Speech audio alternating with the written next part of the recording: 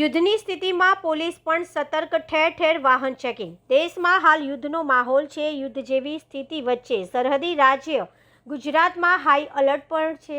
ત્યારે વડોદરા શહેર પોલીસ વિભાગ વધુ સતર્ક અને ચોકસાઈ વર્તી રહ્યું છે. વડોદરા શહેર પોલીસ કમિશનર નરસિંહા કુમારના આદેશ બાદ શહેરમાં વાહન ચેકિંગ શરૂ કરવામાં આવ્યું હતું.